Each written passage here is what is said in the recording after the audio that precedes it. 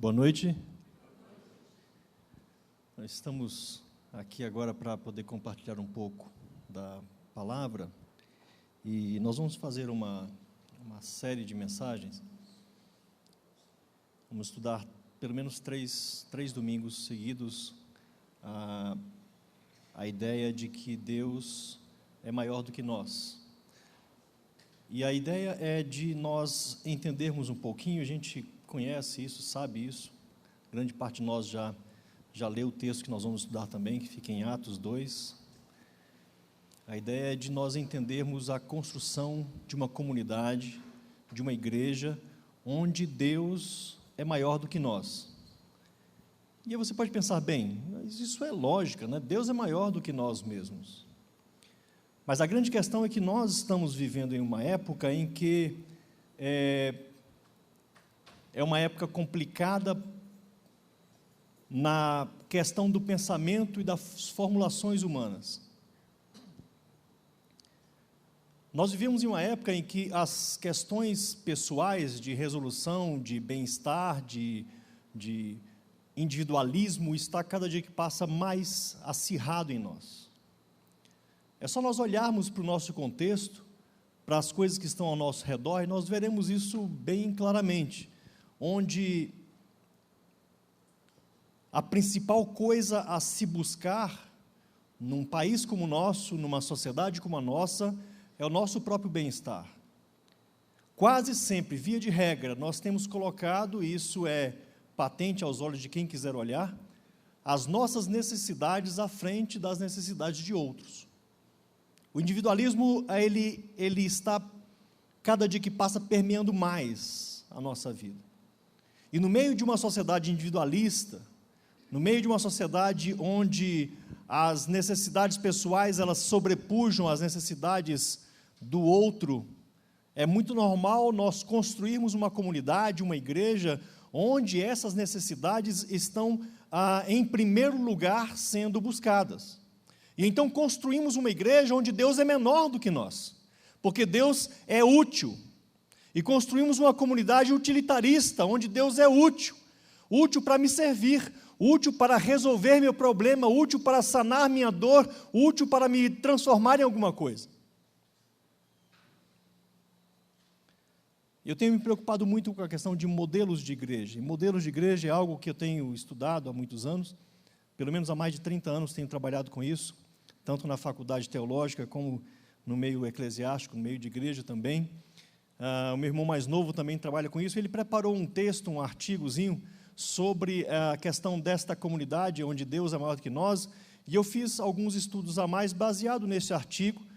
Nós chegamos a algumas conclusões, e eu queria trazer, nesses 3 domingos, uma exposição simples, não é algo exegeticamente profundo, não vamos ficar aqui analisando termos gregos, aquela coisa toda, mas eu queria trazer uma contribuição simples, mas, penso eu, extremamente relevante para o nosso momento, para o momento de ser como igreja, de pensarmos ou até mesmo repensarmos aquilo que é a nossa principal questão em relação à comunidade eclesiástica, comunidade de igreja, ao corpo de Cristo, tanto em Londrina como fora, mas principalmente voltado para nós que estamos aqui. E eu não sei se é uma mensagem que muitos gostariam ou gostarão de ouvir, mas, falando bem sinceramente, eu estou um pouco menos preocupado com isso do que com uma outra coisa. Eu gostaria de expor realmente aquilo que entendo ser a vontade de Deus para nós como eclesiástico, como eclesia, como igreja, como comunidade. Então, uma igreja que é construída, ou uma comunidade que é construída, pensando em satisfazer-nos a nós mesmos, cada um de nós, aos nossos grupos, às nossas próprias necessidades, é uma igreja ou uma comunidade fadada ao fracasso. E é principalmente uma igreja, uma comunidade fadada a não dar continuidade na sua própria existência. Ou, se der continuidade na sua própria existência, vai ser uma comunidade onde Jesus não está muito presente. Nós cantamos sobre isso agora há pouco, sobre a grandiosidade de Deus, cantamos sobre a questão de Deus estar no nosso meio, a Kelly expressou aqui muita coisa sobre a nossa alma que precisa entender e cantar esta grandiosidade de Deus. E Deus é maior do que nós. E Ele não é maior do que nós só porque Ele é Deus, mas Ele é maior do que nós na igreja, principalmente porque o alvo primário da igreja não somos nós. O alvo primário da igreja não é resolver as nossas questões. O alvo primeiro de sermos como igreja não é entrarmos nas nossas questões pessoais, nas nossas questões financeiras, nas nossas questões sentimentais, matrimoniais ou todas as outras coisas que nós pensamos e tentamos resolver, e é normal querermos isso, porque nós não gostamos de estar no meio de problemas.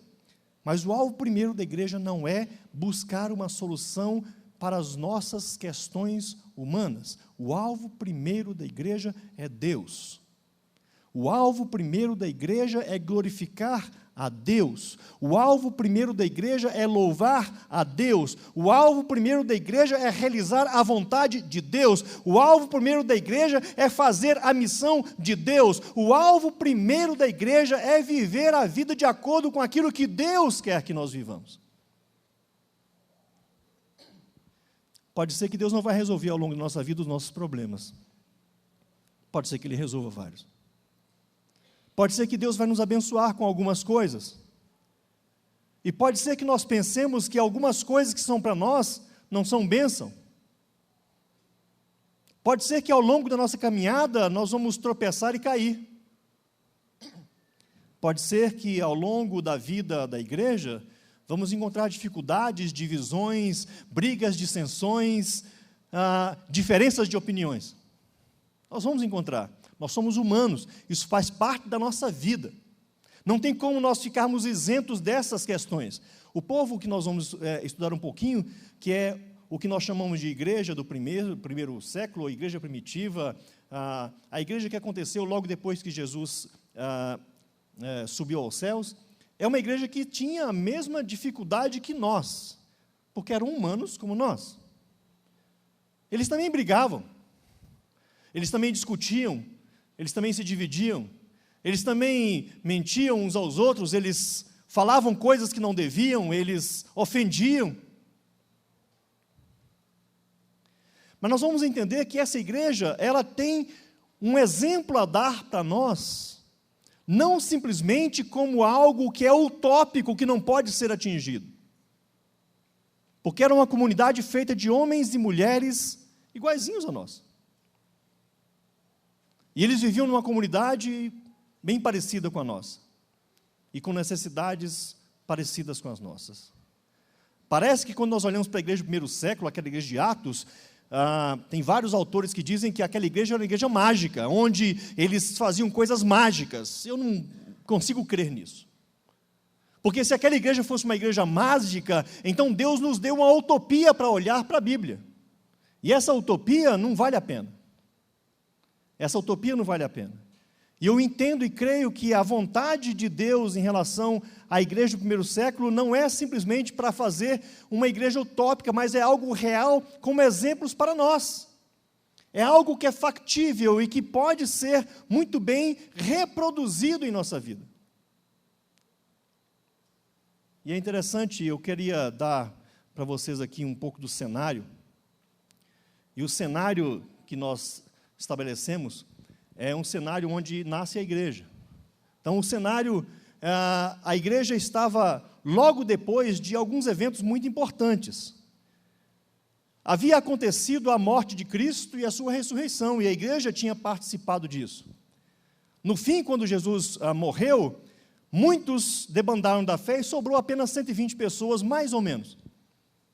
E logo depois, então, da ressurreição de Cristo, esse número aumentou um pouquinho, mas ainda não cresceu tanto. E a igreja era uma igreja pequena, amedrontada, que não sabia muito bem o que vinha pela frente. 40 dias, então, depois da ressurreição de Cristo, Jesus, então, sobe, vai para o céu e deixa a igreja sozinha. E essa igreja, então, começa a diminuir um pouco mais. E nós vemos, então, essa igreja reunida numa sala com 120 pessoas apenas. E eles estavam ali quando o Pentecostes acontece. E eles então começam a dar testemunho para várias nações, e naquele mesmo dia do Pentecostes, 3.000 pessoas juntam-se à comunidade cristã. De 120, eles passam a ser mais de 3.000 pessoas. E eles ficam impressionados com tudo aquilo. Logo depois, então, os apóstolos começam a viver no meio dessa grande comunidade em Jerusalém e começam a fazer sinais, prodígios, milagres e tantas coisas. E nesse cenário de sinais, prodígios, milagres, milhares de conversões, que essa igreja está inserida. Agora imagine você e eu, nessa época, nesse lugar, vendo esses acontecimentos. Seria mais do que natural que cada um de nós olhássemos para isso e resolvêssemos, então, que esta é a vida cristã normal, ou seja, que vida cristã é essa? Uma vida cheia de sinais, cheia de prodígios, cheia de milagres, onde eu vou até a comunidade cristã para ter, então, resolvido os meus problemas, e é lá, então, que eu vou buscar a minha cura, eu vou buscar o meu milagre, eu vou buscar o meu sinal, eu vou buscar a minha resolução, e a igreja, então, começa a pensar sobre isso, mas essa igreja não fez isso. E nesse cenário, então, Lucas escreve falando sobre os fatos diários daqueles que estavam juntos. Lucas fala das necessidades, dos temores daquelas pessoas. Imagina que nós não temos esse contexto no Brasil, mas imagina você pertencendo àquela igreja naquela época, sabendo que sacerdotes, fariseus, autoridades estavam perseguindo você por causa da sua fé. E não é perseguindo no sentido político de proibir um culto em praça pública. É proibindo no sentido pessoal de tomar você, prender e mandar matar. Algo bem parecido com isso está acontecendo hoje no continente africano, no país chamado Quênia. Numa universidade, quando um grupo resolve, então, cercear a liberdade daqueles que se intitulam cristãos, entram nessa universidade e matam 148 pessoas. Hoje, por causa de tanto medo que acontece isso, numa nova escola em Nairobi, no Quênia, um transformador estourou e as pessoas pensaram que era uma bomba estourando. Pessoas pularam de um prédio de 6 andares para salvar suas vidas, com medo de um novo ataque. Eles vivem diretamente com a espada sobre a cabeça, pensando, pode ser que eu viva hoje, pode ser que eu morra amanhã. E é esse o contexto das necessidades e temores que aquela igreja, no princípio da fé, no princípio do século I, vivia. Eles não sabiam o que seria o dia de amanhã. Eles não entendiam se eles poderiam ficar vivos ou se aquilo era realmente uma continuidade para a vida deles. Eles não podiam fazer planos a longo prazo, porque não era uma coisa real para eles, essa questão de planejar daí a 10, 20, 30 anos, fazer um planejamento estratégico de como seria a igreja, não tinha isso na ideia deles, porque eles estavam muito preocupados em estar perto dos apóstolos e perto de Deus, porque eles sabiam que poderiam ser os últimos dias de vida que eles poderiam viver. E a perseguição, a gente sabe disso depois, ela veio de forma muito, muito, muito forte. Não vou falar sobre isso aqui, que não é o objetivo, mas ela veio muito forte. E ela veio uma perseguição tremendamente forte, e muita gente morreu por causa de Cristo. Por causa de Cristo. E nesse cenário, então, nós temos um texto. E o texto que a gente vai trabalhar nesses três estudos, é o texto de Atos 2, 42 a 47, que fala sobre como a igreja vivia. É um texto bem resumido, não é algo grande. Muitos conhecem o texto, muitos já leram o texto, muitas mensagens já foram pregadas sobre esse texto, mas eu queria que nós pensássemos um pouco mais, para que nesses momentos nós pudéssemos internalizar alguma coisa de Deus para nós.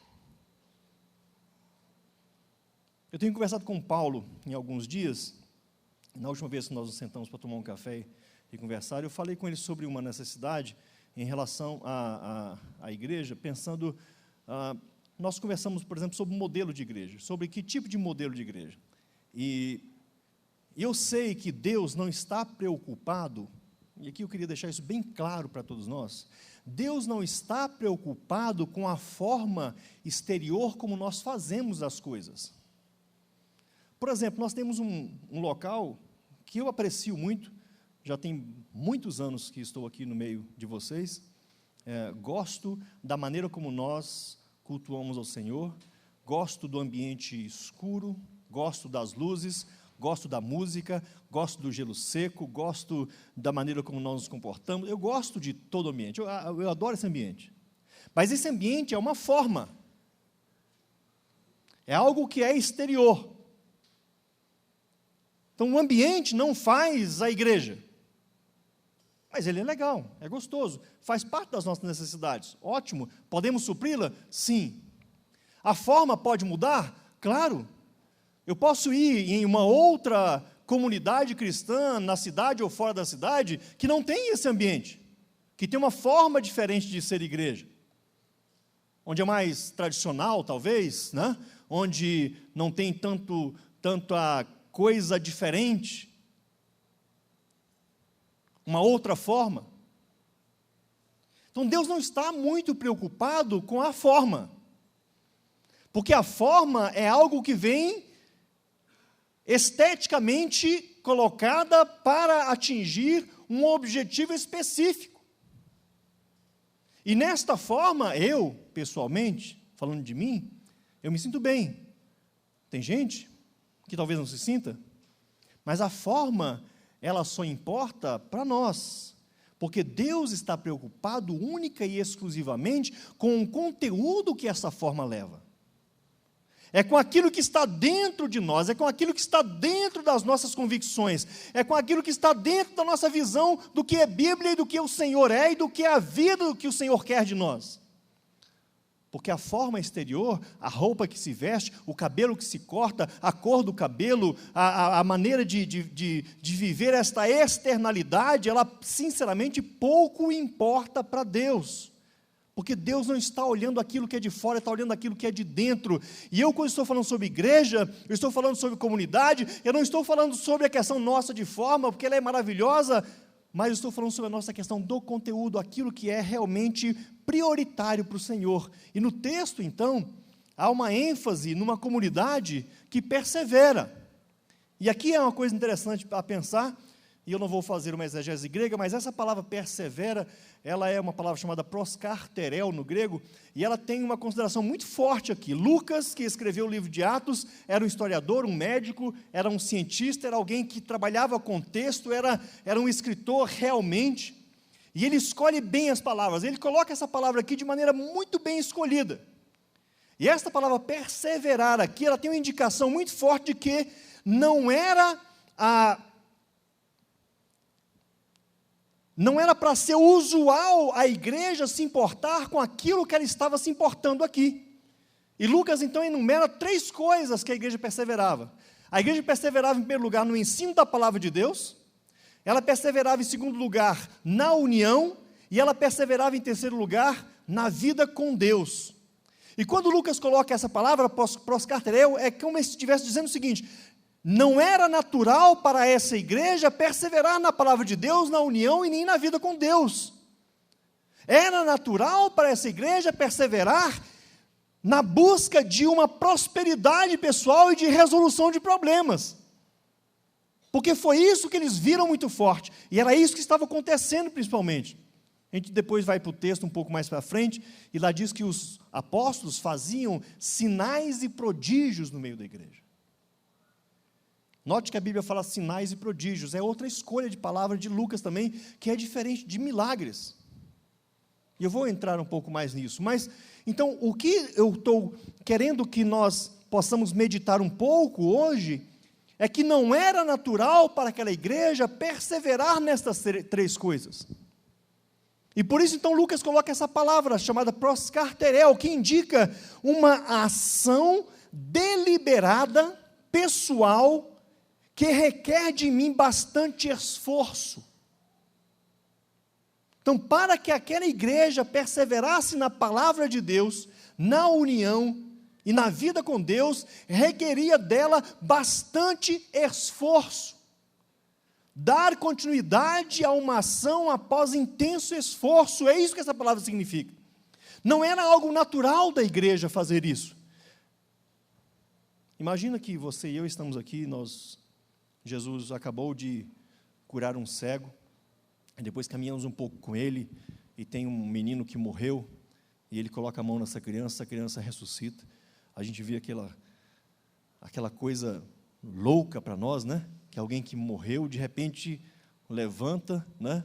Alguns de nós talvez ficam mais de longe, com medo, sabe-se lá o que está acontecendo, e aí Jesus então caminha um pouco mais, e tem uma mulher que está doente há 18 anos, e essa mulher então toca nele, e de Jesus sai poder, então aquela mulher é curada, e vai assim, e continua essa vida de uma coisa para outra, e Jesus então vai, chega na casa de um amigo dele chamado Lázaro, e esse homem está morto já há 4 dias, ele manda abrir o túmulo está fedendo, e ele fala, Lázaro vem, e Lázaro então levanta, depois de 4 dias de morto, e ressuscita, e a coisa começa a acontecer de maneira tão grande, a gente vê então esses sinais que Jesus está fazendo, e começamos a ficar loucos com isso. Quer dizer então que se eu for até Jesus, Ele vai resolver meu problema.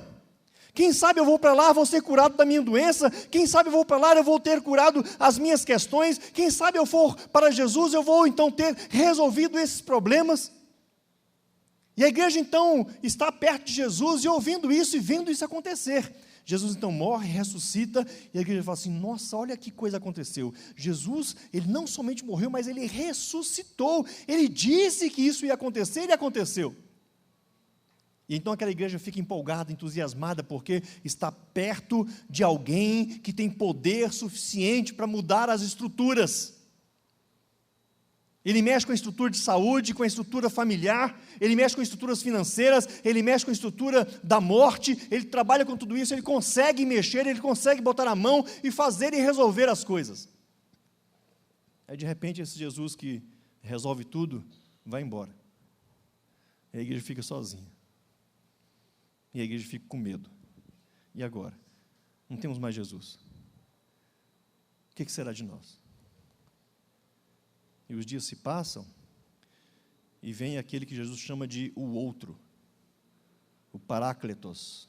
O Espírito Santo de Deus vem, de acordo com as palavras de Jesus, para habitar permanentemente com a igreja. E ele desce, a igreja recebe esse Espírito Santo, e o Espírito Santo então capacita aquela igreja a dar testemunho do nome de Jesus, e milhares de pessoas começam a se converter e começam a se juntar à comunidade. Eles veem de volta os sinais e prodígios, muitas vezes acontecendo de novo. Os apóstolos estão, Pedro e João, vai para a porta do templo, e lá tem um homem, e fala assim, olha, me dá um pouco de dinheiro. Pedro fala assim, eu não tenho dinheiro para dar para você não, mas o que eu tenho, eu posso te dar. Levanta, toma a sua cama e anda. E aquele paralítico então sai andando, e começa então sinais e prodígios acontecendo.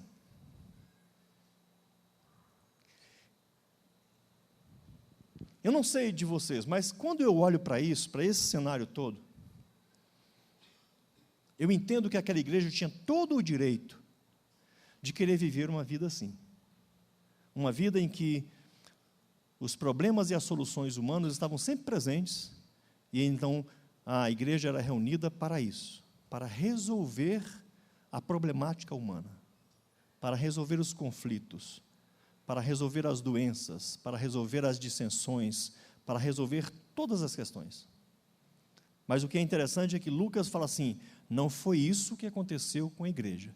Porque apesar deles terem o direito de pensar assim, de querer isso, eles resolveram querer outra coisa. Eles resolveram perseverar na palavra, no ensino da palavra de Deus. Então, nós vimos então a atitude deles. E qual foi a atitude deles? Perseveravam no ensino da palavra. Versículo 2, o 42 diz o seguinte, e perseveravam na doutrina dos apóstolos. Todos entendiam que não dependiam apenas do movimento sobrenatural para viver a fé. Muitos prodígios estavam sendo feitos, mas apesar desses muitos prodígios sendo feitos, eles entendiam que aquilo era apenas um sinal de autenticação do ministério dos apóstolos.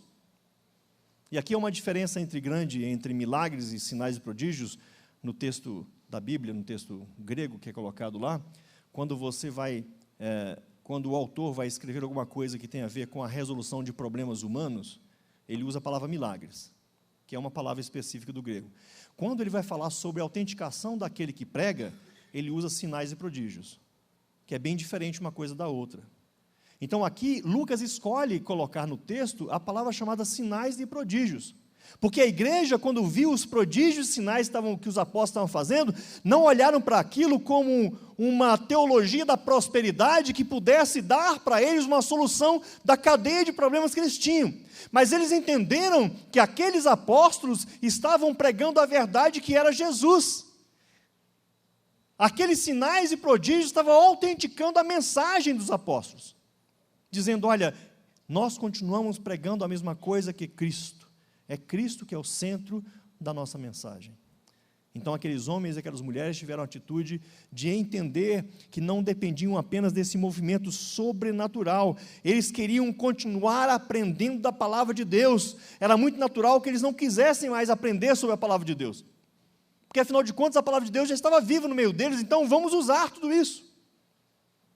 Mas aquela igreja, humanos como nós, eles resolveram perseverar, mesmo quando é necessário um intenso esforço da nossa parte, e da parte deles foi um intenso esforço de perseverar no aprender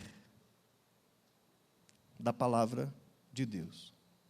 Eles vinham para perto dos apóstolos, eles se reuniam todos os dias, eles se reuniam de casa em casa, eles faziam muitas coisas, e a principal ação daquela igreja era assentar-se para estudar profunda e diariamente a palavra de Deus.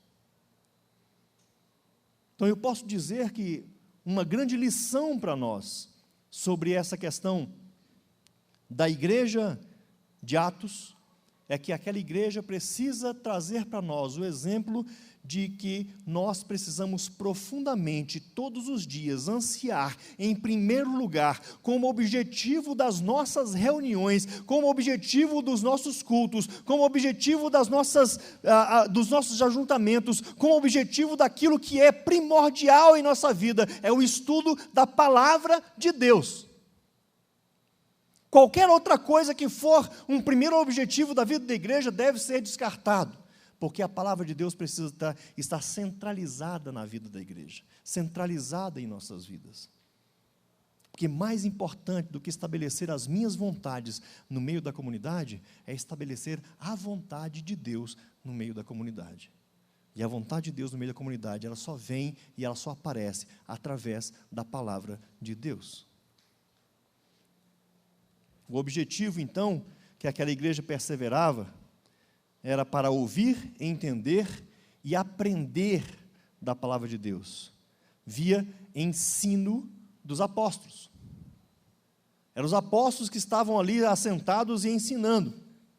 Agora imagina comigo que palavra de Deus que eles estavam ensinando, porque eles não tinham o Novo Testamento. Nessa época aqui, Paulo não havia escrevido nada, Pedro não havia escrevido nada, nem Mateus, nem ninguém. Lucas estava escrevendo essa história aqui, mas essa história já havia passado, ele estava contando algo que aconteceu. Então, na época que isso aqui aconteceu, não havia palavra de Deus no Novo Testamento, só havia o Antigo Testamento, escrito em hebraico para os eruditos. Então, a palavra de Deus que aqueles apóstolos estavam ruminando e ensinando para aquelas pessoas, era a palavra que Jesus havia ensinado para eles durante 3 anos de presença ministerial com eles. A palavra que eles repetiam era aquelas palavras do Sermão do Monte, onde Jesus falava sobre a relação humana de perdão, a relação humana de não adultério, a relação humana de não roubar, e etc. Ou seja, é esse escopo que era a palavra de Deus produzida ali. Os apóstolos estavam repetindo para aquelas pessoas o ensinamento que eles tiveram no discipulado com Cristo, e agora estavam criando novos discípulos e novos discípulos. Então, a ideia era justamente fazer um ensinamento que repetia tudo aquilo que Cristo havia transmitido para eles. Mais tarde, houve o Novo Testamento.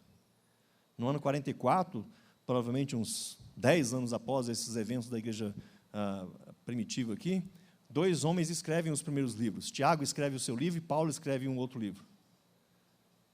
E vai assim, do ano 45 em diante, até o ano 95, que é construído esses livros do Novo Testamento. Mas nesta época aqui, o ensino da palavra de Deus era a repetição do ensino de Cristo. Era um discipulado, a igreja estava sendo discipulada pelos apóstolos. E esses sinais e prodígios que aconteciam, a igreja entendia que eram a autenticação do ministério. E é interessante que um historiador chamado Joséfo, ele diz o seguinte: sinais mostram o caminho e sinalizam onde está a verdade. Aqueles sinais que aconteciam mostravam para aquela pequena igreja no meio de Jerusalém que ali estava a verdade sendo pregada. E a verdade era traduzida a partir da vida de Cristo e ensinada pelos apóstolos. E aquela igreja, então, apesar das incertezas, apesar das necessidades, apesar da perseguição estar à porta, apesar da falta de muita coisa, se a gente ler um pouco mais o livro de Atos, vai ver que muita gente tinha necessidades, inclusive, de comida no meio da igreja. Havia necessidades básicas de alimentação, de moradia, de emprego, de colocação. Havia escravos que não eram dono de si mesmos. Tudo isso no meio da igreja. E apesar de todas essas dificuldades, todas essas limitações, de todas essas não conformações sociais que eles passavam, apesar de ver que muita coisa da sua própria vida não estava bem resolvida e talvez nem seria resolvida, eles resolveram, apesar de tudo isso, com um intenso esforço, assentar-se para aprender a vontade de Deus através do ensino da palavra. O ensino da palavra era a coisa mais importante para a vida da igreja. Aquela igreja era uma comunidade ensinadora. E aqui eu quero fazer um parênteses para deixar uma coisa bem clara do que eu estou falando aqui. Eu não acredito que nós não devemos nos preocupar uns com os outros na questão de ajudar quem está com dificuldade, por exemplo, num casamento, e de então cuidarmos deste casal, dessa família de forma terapêutica, de forma espiritual, ou de qualquer outra ajuda. A igreja precisa fazer isso. Nós precisamos ser uma comunidade acolhedora, que acolhe, que cuida. Nós precisamos ser uma comunidade terapêutica, que chora junto, que caminha junto. Mas para que nós sejamos uma comunidade que possa cuidar uns dos outros o tempo todo e olhar para as necessidades uns dos outros e suprir essa necessidade, é preciso que nós perseveremos fortemente na palavra de Deus, porque esta é a primeira coisa, esta é a coisa mais importante: ouvir a vontade de Deus, saber do modelo de Deus, saber daquilo que Deus quer, saber da continuidade daquilo que Deus quer, para onde Deus está indo, o que Deus está fazendo, porque é isso que importa no meio da comunidade eclesiástica, no meio da igreja, no meio dos cristãos. Mais importante do que a minha vontade é a vontade de Deus. Por isso que precisamos pensar sempre numa comunidade onde Deus é maior do que nós, do que Deus é maior do que nós. E qual é o resultado que a gente vê nisso, naquela igreja do primeiro século? Versículo 43 diz que em cada alma havia temor. Temor aqui não é a palavra que indica medo. Não está aqui colocado no texto que as pessoas tinham medo de Deus. Não era isso. O temor é uma aquietação de alma. É uma alma que fica quieta, que não fica ansiosa, mas que tem esse temor porque sabe que Deus está presente, porque a sua palavra está presente. Não há presença de Deus no meio da igreja sem que a palavra de Deus esteja presente em todas as nossas ações. O Espírito Santo de Deus fala aos nossos corações, e Ele usa a palavra de Deus para fazer isso. O ensino da palavra de Deus. É a palavra de Deus que vai fazer com que haja temor em nosso meio. E temor vai trazer para nós um resultado de aquietação de alma. A nossa alma vai ficar quieta sabendo que Deus está nesse negócio. Deus está nesse projeto. Deus está perto de nós. Porque sem a palavra de Deus, meu irmão, minha irmã, meu querido, minha querida, não há Deus no negócio. Sem o ensino da palavra de Deus, sem o aprendizado da palavra de Deus, sem ouvirmos a palavra de Deus, sem nos assentarmos para que a palavra de Deus seja para nós explicada, para entendermos o modelo de Deus, sem que tudo isso aconteça, não há Deus no negócio. Há uma solução humana, há um conjunto humano, há um clube social, há uma reunião social, há uma conjuntura social, há tudo que nós quisermos fazer e falar, mas não há igreja. A igreja só é igreja quando ela persevera no ensino da palavra de Deus, quando a igreja é uma igreja ensinadora e aprendente. Nós não vamos dizer que somos só ensinadores, porque nós precisamos também ser aprendentes todos os dias. Quem ensina precisa aprender, quem aprende precisa ensinar aquilo que aprendeu. Uma comunidade ensinadora, em que cada alma há temor, esse estado reverente de aquietação e de saber que Deus está presente, porque a sua palavra está sendo pregada todos os dias, em todos os lugares. O resultado direto do ensino da palavra de Deus, o aprendizado. Então esse aprendizado é o ouvir, o entender e aprender. Nós então vemos que a igreja, ela não se reunia por causa dos eventos. A comunidade eclesiástica primeira, chamada primitiva, ela não se reunia para fazer, por exemplo, culto de louvor. Não tenho nada contra culto de louvor, mas estou dizendo como é que eles entendiam a vida cristã. Eles não se reuniam para fazer uma reunião de oração. Não havia uma conferência missionária marcada. A igreja não se reunia por causa dos eventos. A igreja se reunia por causa da palavra. Essa era a primeira coisa que a igreja fazia. Essa era a primeira coisa que a igreja tinha como prerrogativa. A palavra de Deus está sendo pregada, então eu preciso ir, porque eu preciso ouvir, entender e aprender.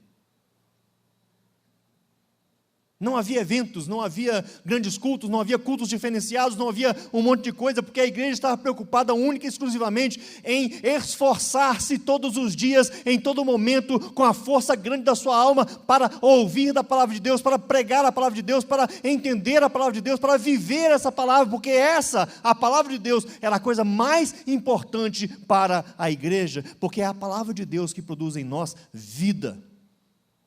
Não existe nada mais que possa produzir vida a não ser a palavra de Deus, e a própria Bíblia diz isso lá no início, em Gênesis 1, quando não havia nada, havia trevas, havia um abismo, então a palavra de Deus surge e diz: haja luz. É a palavra de Deus quem produz vida. E quando nós muitas vezes excluímos o ensino da palavra de Deus do meio da nossa vida prática como igreja, nós estamos dizendo: olha, nós não queremos mais que a vida seja criada em nosso meio, porque a palavra de Deus é a única coisa que vai criar vida e que vai preservar a vida e que vai manter-nos como igreja. Como igreja. A igreja também, as reuniões não eram feitas para buscar soluções para conflitos e problemas. Eles não se reuniam para isso. Aliás, eles se reuniam e isso acontecia. Um pouco mais tarde, quando a multiculturalidade no meio da igreja acontecia e havia algumas mulheres que eram viúvas de pessoas convertidas da cultura grega. E aí então aqueles homens e mulheres que serviam a comida para as pessoas com necessidade, que eram judeus, pegavam a comida, olhavam, falavam assim: essa aqui é a viúva grega. Aí passavam para longe e ia servir viúvas judaicas, viúva dos judeus. Olhavam para aquelas mulheres que eram de outra cultura e falavam assim: eles não merecem comer, eu quero que eles morram. No meio da igreja. Não é numa sociedade fora, não, é no meio da comunidade eclesiástica. E aqueles homens, então, que serviam a comida, começaram a fazer recepção, e as viúvas, as mulheres de uma cultura grega que estavam junto nessa comunidade eclesiástica, que eram membros da comunidade, começaram a passar necessidades físicas, emocionais, de alimento. Então a igreja tinha conflitos, tinha dificuldades. Não era uma igreja utopicamente perfeita, sem problema nenhum, era feita de carne e osso, gente igual a você, igual a mim. Mas quando eles vinham para reunir-se, eles não vinham para resolver esses conflitos, apesar de que no meio da reunião eles resolveram. Elegeram lá alguns homens para poder cuidar e falaram assim: olha, cuidem dessas pessoas também. E os próprios apóstolos, que eram as pessoas responsáveis pela comunidade, falaram: gente, olha, vamos eleger aqui 7 pessoas que possam cuidar disso, porque nós temos algo muito mais importante para fazer no meio da igreja do que cuidar dessas coisas, porque outras pessoas podem fazer, porque nós queremos fazer a coisa mais importante, que é ensinar a palavra de Deus. E os apóstolos estavam dando uma mensagem para nós, dizendo: olha, essas coisas não são importantes não, viu gente? Vamos fazer só as coisas espirituais da palavra de Deus. O que eles estavam querendo dizer é o seguinte: olha, nós acompanhamos de perto Cristo durante 3 anos. Nós temos uma experiência para transmitir para vocês que vocês não têm. Então nós vamos nos reservar a ensinar para vocês aquilo que Cristo nos ensinou durante 3 anos. E vamos pegar outras pessoas que têm uma capacidade para isso e podem fazer. E essas pessoas, então, como voluntários, vão cuidar dessas coisas. Mas, olha, cuidem bem feito. Façam bem feito. Não façam acepção de pessoas, porque essa não é a vontade de Deus.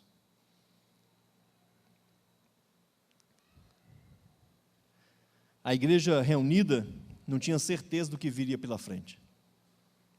E é interessante pensar sobre isso, porque eles não tinham certeza de nada.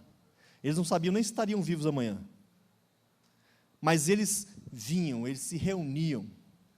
E aí, eu não queria que você entendesse templo, porque eles não se reuniam em templo como nós nos reunimos. Quase sempre as reuniões aconteciam em ambientes que tinham que ser bem amplos, mas não eram templos. Naquela época não poderia haver um templo de igreja. Isso é bem coerente, porque havia o templo de Israel, o templo de Jerusalém, que estava colocado lá. Qualquer pessoa que construísse um outro templo ia ser chacinada na hora.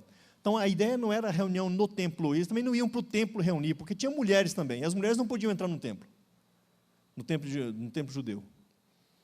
Eles se reuniam de casa em casa, eles se reuniam em grupos, eles se reuniam em locais alugados, eles se reuniam em vários lugares diferentes. Mas o texto dá a entender que a reunião principal deles acontecia todos os dias, e todos os dias eles se reuniam de casa em casa. Eram pequenos ajuntamentos, e nesses pequenos ajuntamentos eles se ajuntavam, principalmente porque não tinham certeza se amanhã poderiam se reunir, eles se ajuntavam para poder aprender o máximo possível da palavra de Deus. Da palavra de Deus. Eles não tinham certeza do que viria pela frente. E é interessante que, quando a gente lê o texto, pensando nessa perspectiva, a gente entende que o sinal de uma reunião abençoada não era quando eu senti a presença de Deus, ou quando Deus se manifestou em um milagre, ou Deus fez alguma coisa portentosa, ou aconteceu um sinal, mas o sinal de uma reunião abençoada para aquela igreja é uma reunião onde a palavra de Deus era exposta e havia ensino e aprendizagem. Esse era o principal sinal de uma reunião abençoada, onde havia ensino e aprendizagem. E eu quero te dizer uma coisa aqui sobre ensino e aprendizagem. Eu sou docente, sou professor, trabalho com isso, mas quando eu penso na palavra de Deus, o ensino e aprendizagem quase nunca é muito confortável para nós. Porque o ensino da palavra de Deus, ele vem para nos tirar justamente da nossa zona de conforto, do nosso comodismo, das nossas necessidades que às vezes não são supridas, mas que elas precisam ser deixadas um pouco de lado, porque existem pessoas ao nosso lado que têm necessidades muito mais urgentes. O outro, o próximo, o meu irmão, aquele que está do lado. Eu não quero entrar nas outras questões que a gente vai trabalhar um pouco nos próximos domingos, mas esta é talvez a coisa mais importante que aquela igreja tem para transmitir para nós.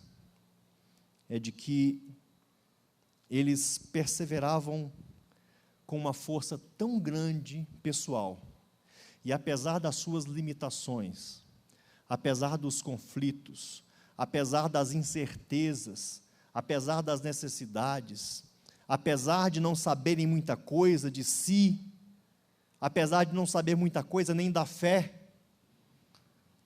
que hoje nós temos um conjunto de fé, um corpo doutrinário já estabelecido, porque temos inclusive uma Bíblia no Antigo Testamento, uma Bíblia no Novo Testamento, um conjunto de livros que nós temos pessoas que ao longo de 2000 anos escreveram e ensinaram muita coisa acerca da palavra de Deus, mas aquele povo no primeiro século, eles não tinham nada disso.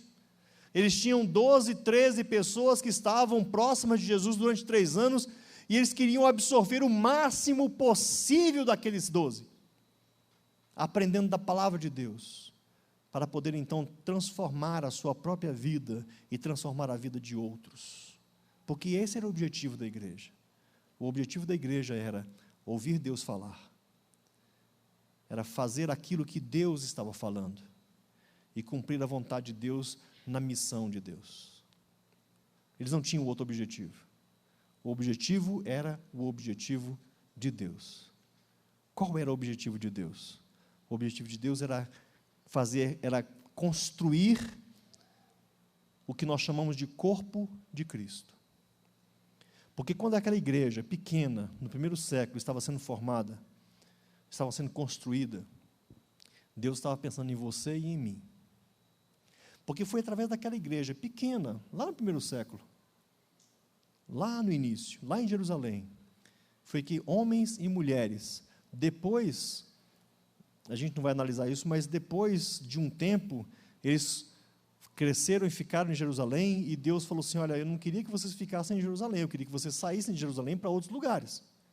Ah, mas Deus, mas aqui está tão bom, está tão maravilhoso essa reunião de igreja, e o Senhor está falando, o Senhor está falando, o Senhor está falando, o Senhor está falando. De repente, então, a perseguição vem e espalha esse povo da igreja de Jerusalém por todos os 4 cantos do mundo. E foi através desta dispersão desse povo que o evangelho foi atingindo outros lugares, outros lugares, outros lugares, outros lugares, e acabou, então, chegando ao Brasil, alcançando a mim e alcançando a você. E eu quero te dizer uma coisa muito séria e muito firme. Nós estamos reunidos e nos reunimos em nome de Cristo, louvamos o nome do Senhor, fazemos a sua vontade, congregamo-nos, somos abençoados por Ele, salvos por Ele, perdoados por Ele, porque Deus resolveu fazer isso, mas também porque uma igreja pequena resolveu ouvir a palavra de Deus, a vontade de Deus, e seguiu o caminho de Deus, trazendo o evangelho para nós. Porque se não tivessem ouvido a palavra de Deus, não tivessem entendido a vontade de Deus, não tivessem agido em nome de Deus e trazido o evangelho para nós, até hoje nós não conheceríamos acerca de Cristo, acerca de Jesus. E não poderíamos dizer que as nossas almas são confortadas diariamente pelo Cristo que morreu numa cruz e que ressuscitou por nós e que está em nosso meio. Vamos orar? Pai, eu quero te pedir apenas uma coisa hoje. Eu quero te pedir que o Senhor nos ajude a querer perseverar como essa igreja perseverou lá no início dos séculos, logo depois que Cristo voltou para o céu. Essa pequena igreja de Jerusalém resolveu perseverar no ensino da palavra de Deus, no aprendizado da palavra de Deus. Eles resolveram perseverar no ouvir da sua voz. E eu quero te pedir apenas isso, que o Senhor nos ajude a entender que isso também é para nós. Nós somos o mesmo povo, o mesmo corpo, temos o mesmo Deus, o mesmo Cristo que morreu por nós, o mesmo sangue que os lavou, também nos lavou. O mesmo Espírito Santo que habitou neles, habita em nós. Pertencemos à mesma categoria de pessoas, aquelas que foram alcançadas pelo teu amor, alcançadas pela tua redenção, salvas pela cruz, pelo sangue derramado, e queremos declarar que somos do Senhor e que o Senhor é maior do que nós. A tua vontade é melhor e maior do que a nossa. A tua verdade é a verdade. A nossa é relativizada, porque olhamos principalmente os nossos desejos, Pai. Tenha misericórdia de nós como igreja, tenha misericórdia de nós como pessoas, tenha misericórdia de nós, ó Pai, como pessoas que muitas vezes colocam as suas próprias vontades à frente da vontade do Senhor. E não é para ser assim. Então eu te peço, Espírito Santo de Deus, que o Senhor nos ajude a perseverar no ensino da palavra do Senhor. Porque quando nós perseverarmos neste ensino, quando nós perseverarmos nesse aprendizado, quando nós perseverarmos em tudo que o Senhor tem falado e vai falar a nós, então haverá em nosso meio temor, uma aquietação de alma, um sossego, sabendo que o Senhor está no nosso meio e o Senhor fala e a tua voz produz vida. Então tem misericórdia de nós e nos ajude a aprender isso em nome de Jesus. Amém. Então que Deus nos abençoe, uma boa semana a todos.